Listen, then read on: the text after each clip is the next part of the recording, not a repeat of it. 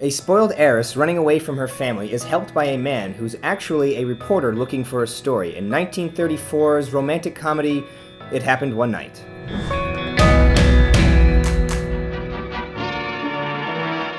married him only because I told you not to. She got away from us, sir. Of course she got away. She's too smart for you. Send a wireless to the Lovington Detective Agency. Daughter escaped again. Watch all roads, airports, and railway stations in Miami.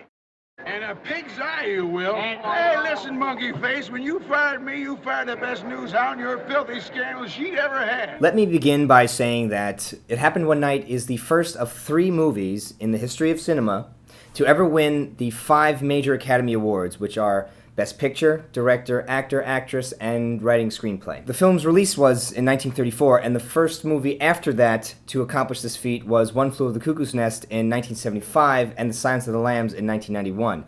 So those are 2 great movies to compare to, not in terms of genre, but in terms of just staying power.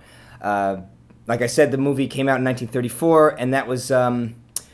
the film industry was barely into sound. It was still in its baby years.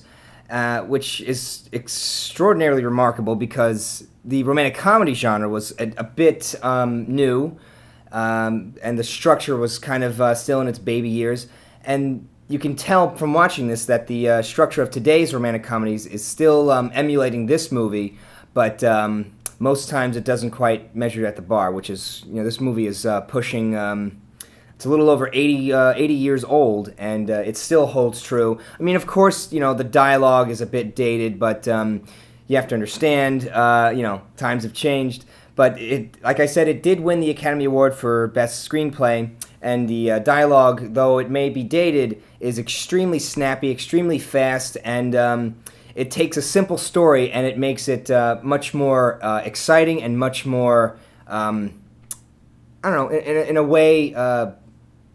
empathetic. On top of a great script, you have the film stars Clark Gable and Claudette Colbert, whose chemistry is just undeniable. It's really quite remarkable. There are tons of great moments as you go through the journey. It's got that kind of typical romantic comedy, sort of like on the road, cross-country sort of adventure type thing.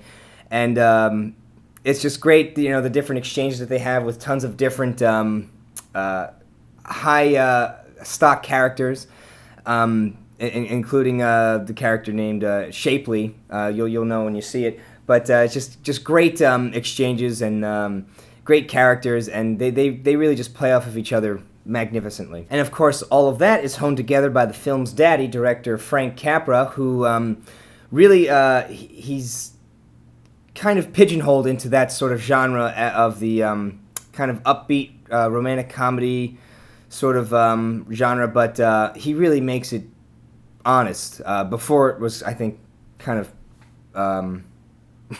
ruined by today's kind of forking out different stories and trying to make them work. But he definitely put a lot of heart and soul into every project that he did, and this one kind of stands above many of them. Some of his other films include It's a Wonderful Life, Mr. Smith Goes to Washington, You Can't Take It With You, Lost Horizon, which is a very underrated classic of his, and several others with Gary Cooper, Ball of Fire, and just he's worked with a lot of tremendous talent, and was one of the greatest American directors of all time. So I'm begging you to let me know in the comments what you thought of It Happened One Night. How does the standard set by it in 1934 for romantic comedies live up to today's standard for romantic comedies? I laughed a little bit because there virtually is no standard, and that's pretty much it.